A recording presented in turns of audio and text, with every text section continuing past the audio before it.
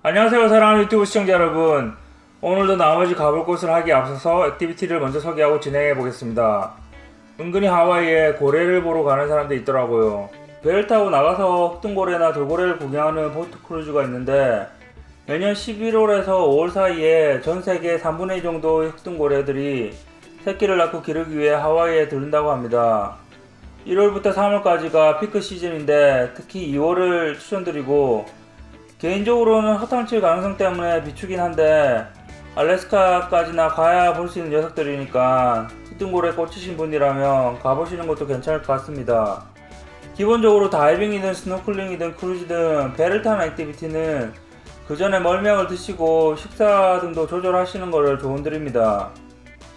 여담이지만 며칠 전에 TV 보니까 코미디언 홍현희 씨가 신혼여행을 특이하게 겨울 배경으로 캐나다 옐로나이프를 가셨더라고요.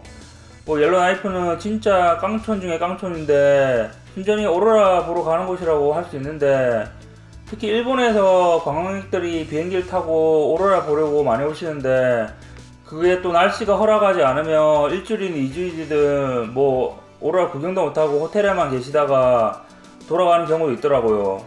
고래 보는 투어는 그 정도의 돈도 들지 않고 확률적으로 그 정도로 낮지도 않지만 그래도 그런 거랑 좀 비슷하다고 생각하시면 되실 것 같아요.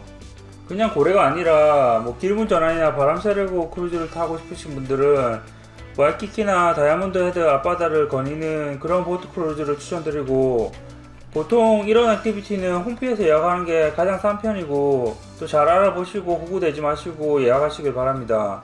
그리고 물에 들어가긴 싫은데 물속 구경을 하고 싶은 분은 애틀란티스 썸마린 어드벤처 이런 것들을 고려하시는데, 사실 가성비 면에서 개인적으로는 비추고 차라리 수족관을 가는 게 나을 것 같습니다. 또 아이들이 있는 부모님들이 아이들에게는 유니콘과 더불어 거의 상상의 동물급인 돌고래를 구경시켜주고 싶으신 분들이 돌핀 캐스트나 시라이프 파크 같은 곳을 고려하시는 분들이 있는데, 가격은 가격대로 비싸면서 시월드랑 비교하면 한없이 초라한 시설 때문에 돌고래가 오히려 가볍게 느껴진다고 할까? 그래서 애들은 좋아할 수 있겠지만 그렇다고 돌고래랑 수영할 수 있는 것도 아니고 가성비나 열악한 시설 생각하면 또 괜히 우울해질 수도 있으니까 저는 정말 비추고, 진짜 돌고래에 꽂히신 분이라면 돌핀스 앤 유라는 곳을 강력 추천드립니다. 갇혀있는 불쌍한 돌고래가 아니라 바다에 자유롭게 노니는 돌고래떼와 수영도 할 수 있고, 덤으로 거북이 등 다른 물고기들도 구경할 수 있고, 돌고래들이 그런데 일반적으로 사람 가까이에서 와서 수영하진 않거든요. 그래서 그리고 재빠르기 때문에 가까이 와서 촬영할 수도 있고 그런 건 아니지만 돌고래떼 근처에서 스노클링 하는 재미가 제법 쏠쏠합니다. 단점이라면 와이키키 호텔존에서 픽업해서 버스를 타고 마카까지 가는 게 조금 단점이긴 한데 괜찮고, 이것과 비슷한 느낌으로 돌고래 대신 또 상어랑 수영할 수 있는 곳이 있는데, 상어 체험이 크게 두 가지로 하는데, 흔히들 생각하시는 철장에서 있어서 상어를 숨어서 철장에 있는 그런 것과 또 앞에서 말한 돌고래처럼 상어들과 자유롭게 수영하면서 스노클링하는 그런 두 가지가 있는데, 저는 개인적으로 평화주의자라서 두 번째를 선호합니다. 대부분 상어 종류가 흉상어고 간혹 뱀상어가 있는데, 저는 사실 그 전까지 흉상어나 뱀상어가 백상아리 정도는 아니더라도 식인상어로 알고 있었거든요. 근데 이게 먼저 사람이 공격하는 경우가 아니면 거의 해치는 경우가 없다고 하더라고요. 놀쇼에 출발하는데 보통 신발 등 필요 없는 물건은 선착장 앞 부스에 맡겨놓고 보트를 타고 20분 동안 가는 동안 전반적으로 상어에 대한 모든 것을 알려드립니다. 특히 케이지가 없다 보니 상어를 어떻게 보호하고 또 자신의 안전을 어떻게 지키는지 관한 주의사항도 알려드리고, 또 제가 봤을 때 재밌었던 거는 중국 사람들이 삭스핀으로 상어를 많이 잡아서 개체수가 줄어든다는 그런 얘기를 하면서 제가 중국 사람인 줄 알고 좀 조심해서 말하는 것 같길래 저 의식하지 말라고, 저 중국 사람 아니라고 그렇게 했던 기억이 나네요. 그리고 운이 좋으면 보트 타고 가면서 돌고래나 흑등고래도 만나볼 수 있습니다. 상어떼랑 케이지 없이 같이 스노클링 한다는 스릴이 쏠쏠하고, 내가 쓴 돈으로 상어 확대가 아니라 연구에도 일조한다는 생각에 좀 보람도 있습니다. 뭐 개인적으로는 상어랑 수영하는 게 돌고래랑 뭐 수영하는 것보다 더 나았는데 그건 뭐 개인적 차이가 좀 있을 것 같네요. 그리고 상어 케이지에 들어가는 업체들이 네 군데 정도 있는데 그 중에 저는 놀쇼에 여기 두 업체를 추천드리고 무한도전에서 촬영했지만 뭐 거기 멤버들이 막 무서워했지만 그건 사실 연출이고 홍보 사진이나 뭐 여러분들이 상상하는 것처럼 뭐 상어가 케이지를 물어뜯고 이런 건 전혀 아니고 그냥 그 업체에서 그 시간에 먹이를 던져주기 때문에 상어가 모인 것 뿐이고 뭐 30분 정도 케이지에 들어가서 스노클링 하면서 가까이서 좀 보고 또 다른 그룹과 교체를 하고 이런 식으로 진행되는데 저는 원오션 다이빙처럼 그냥 자유롭게 물에 들어가서 상어떼들과 어울려서 수영하는 그런 걸 추천드립니다. 그리고 하와이는 헬리콥터 타는 건 비춥니다. 헬리콥터는 도시면 도시, 관광지면 관광지 그 중심을 가로질러 가야 재미가 배가 되는 법인데 하와이는 군사 기지가 있어서 그런지는 몰라도 계속 옆으로 비켜가는 느낌이 들어서 안 그래도 미국 달러가 비싸고 또 하와이는 헬리콥터 타는 것도 비싸더라고요. 그래서 제가 웬만해서는 헬리콥터 타서 돈 아깝다는 생각을 잘 안 하는 편인데 뭔가 핵심을 비켜가면서 겉도는 느낌이라 좀 별로였던 것 같아요.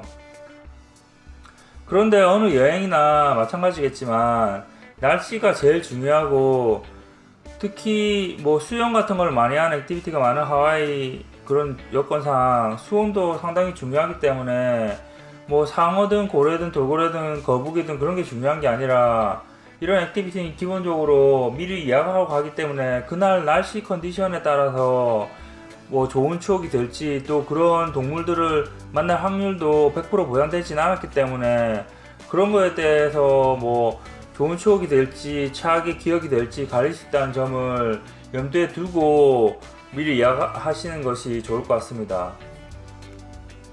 여기 할로나 블루홀은 저번 시간에 하나마 베이와 샌드비치 파크 사이에 까먹고 말씀 안 드린 곳인데 여기 사실 그냥 파도 칠 때 바위 틈 사이로 물이 뿜어져 나오는 곳으로 한국 쇼프로들에서 많이 소개되어서 유명해졌지만 막상 가보면 뭐 별건 없습니다. 그래도 뭐 가는 동선에 위치해 있으니 10분 정도 들리셔도 될 것 같고 사실 전망대 왼편으로 아주 작은 비치가 나오는데 여기가 그 유명한 영화 지상에서 영원으로에 나온 그 파도 키스 씬으로 유명한 할로나 비치입니다. 비치 자체는 굉장히 협소하고 내려가는 길도 조금 위험하지만 드루 베리모어가 나온 첫 키스만 500번째라는 영화에도 패러디로 나왔던 곳이라 사람들에게 조금 인기가 있는 편입니다. 이쪽 동쪽으로 라니카이와 카일로아 비치는 오아후에서 가장 아름다운 비치라고 할 수 있습니다.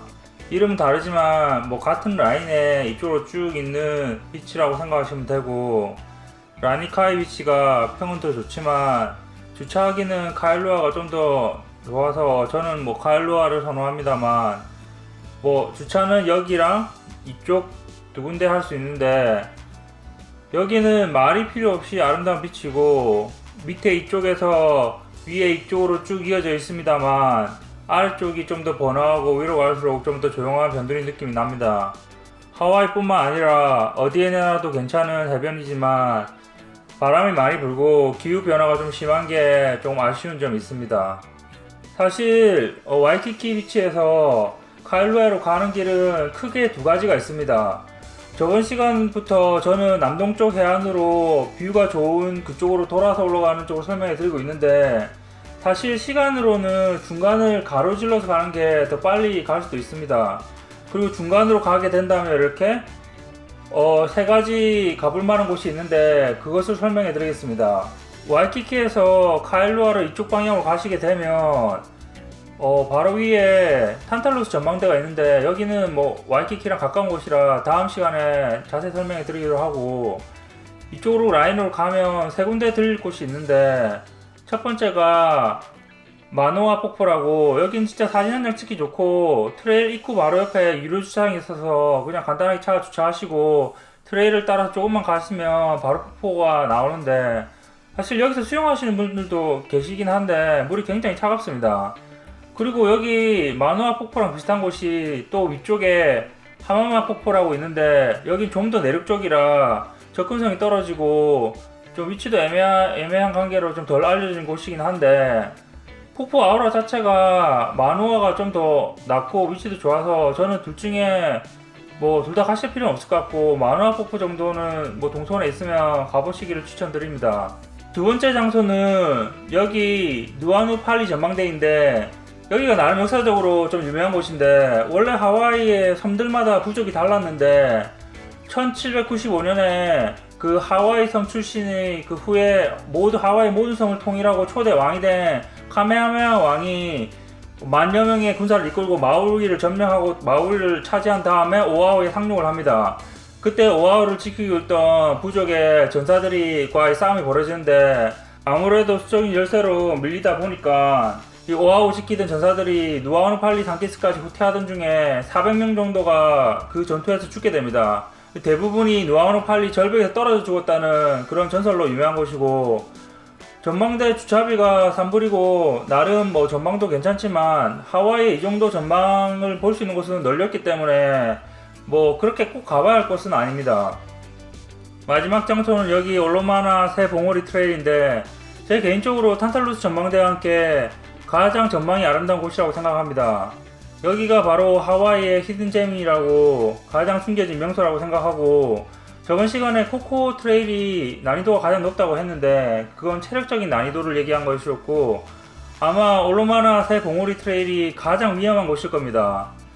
봉우리가 세 군데 있는데 첫 번째 봉우리까지는 그냥 뭐 등산해보신 분은 충분히 오를 수 있는데 두 번째, 세 번째는 정말 등산에 그런 장비를 활용하고 로프를 사용하고 그런 기본적인 지식과 체력이 뒷받침되지 않으면 정말 위험한 곳이고 사고도 많이 나는 곳이라 신혼여행 가신 분들한테는 정말 비추고 정말 신혼여행 갔다가 뭐 세장가 가야 될 수 있을 정도로 위험한 곳이고 하지만 자기가 정말 등산을 좋아하고 그런 매니아라면 정말 추천드리는 곳입니다. 자기가 등산 스킬이 어느 정도 되시는지 먼저 뒤돌아 보신 다음에 여기 갈지 안 갈지를 결정하시기를 부탁드립니다. 다시 카일루아 비치에서 동쪽 해안을 따라 위쪽으로 올라오시면 여기 뷰도인 템플이라는 곳이 있는데 여기는 일본식 사찰로 아마 여기 다리를 건너서 사찰로 들어가시는데 다리 쪽에서 열대 우림을 뒷배경으로 해서 찍은 사찰 사진을 한 번씩 보셨을 거예요. 근데 문제는 이 사진을 찍으려면 다리를 지나가야 되는데 다리 입구에서 입장료를 내고 지나가야 합니다. 템플 자체 규모는 그냥 소소한 편인데 사실 재밌는 건 이 템플이 천주교 공동묘지랑 맞닿아 있고 입구 도로도 같이 나눠 쓰기 때문에 하와이는 We Are The World라고 종교의 화합까지도 이뤄내는 약간 그런 묘한 분위기를 보여줍니다.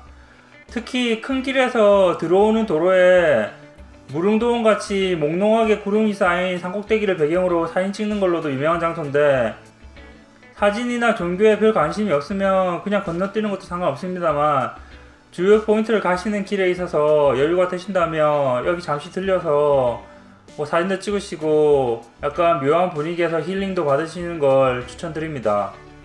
그럼 오늘 시간에는 이 정도 하고 다음 시간에 마지막으로 나머지 코스를 다 훑어보겠습니다. 그럼 다음 시간에 만나요. 안녕.